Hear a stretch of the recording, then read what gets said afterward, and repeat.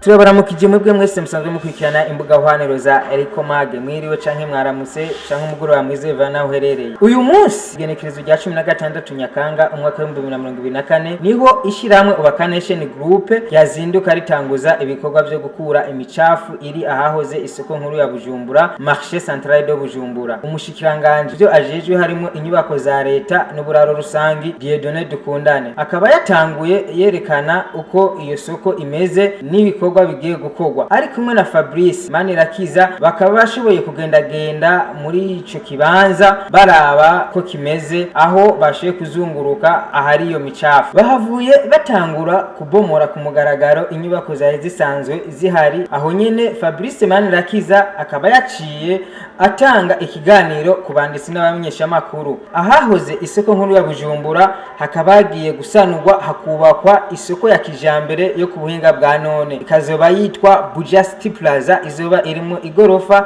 zigeretse inshuro 30 aho nyene Fabrice Manirakiza asanzwe arongoye ishiramwe Ubaka Nation Group aho yamenyesheje uko ibikorwa bigiye kugenda akamenyesha n'ikigega One Africa Investment Fund ico kigega akaba ari cyo kizovamo amafaranga azokubaka iryo soko reka tumukurikirana. Jewe nitwa Fabrice Manirakiza ndi umwana w'umurundi nagize nakuriye muri Australia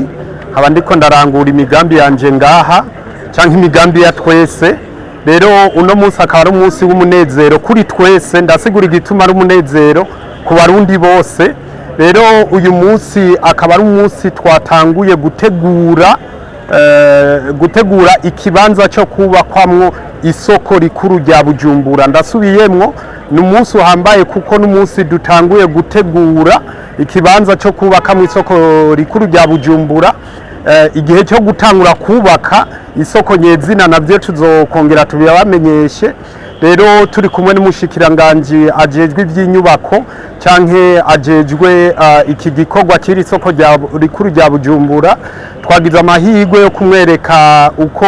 novuga ati ko dutanguye ivyo bikorwa twagize amahirwe yo kumwereka aho novuga ati isinzikara iri soko ryari ryagize twese turabonera hamwe ko kuvyukuri bikenewe ko abana b'u Burundi tuvyubake rero n'umunezero udasanzwe kuko kujya nagiye ndabivuga ni i projet novuga ati izokubakwa na Ubaka Nation Group hanyuma Ubaka Nation Group nayo ikaba yaruguruye amarembo kugira iyo projet izofinanswe n'ikigega c'abarundi bose ndasubiyemwo hariho ikigega twashinze kitwa One Africa Investment Fund icyo kigega ni kigega kirengeye ubutandukanire bw'abarundi bose kirengeye amoko kirengeye imigambwe kirengeye amashengero ni cy'abarundi bose icyo kigega rero twifuje ko uwo ari we wese duhereye kuri wa murimyi wa ruguru tukaja kuri wa mu diaspora ba muri Amerika tugahera kuri novuga ati tukavuga kuri wa mu taxi vero ngaha tukavuga muri wa wundi akubura isoko ngaha ko bose bashobora canke bashobora kugiramwo umutahe ivyo rero mu kubikora twashinze ko umutahe umwe mu mafaranga y'amarundi ari 103 by'amafaranga y'amarundi umutahe umwe mu madolari ni 103 y'amafaranga y'amadolari aho urumva ko ari ukugurira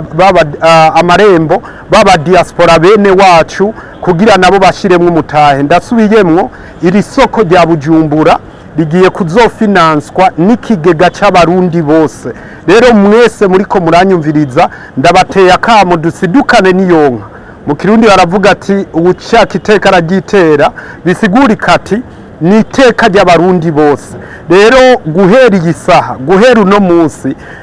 shize ku mugaragaro ko imitahe yaruguruwe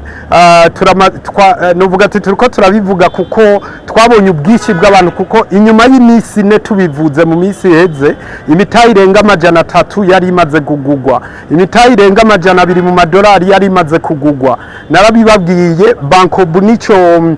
yashimye kudufasha kugira uwo ari we wese ashobore kuronka access yo kugura umutahe rero nkavuga ati ico kigega kujya nagenda bivuga kirengeye imbibe kandi abantu bavyumve si kigega ca leta ni kigega c'abarundi twese bumve yuko ubwo bwigenge buhari kugira abarundi tuje hamwe twenyine twihe iteka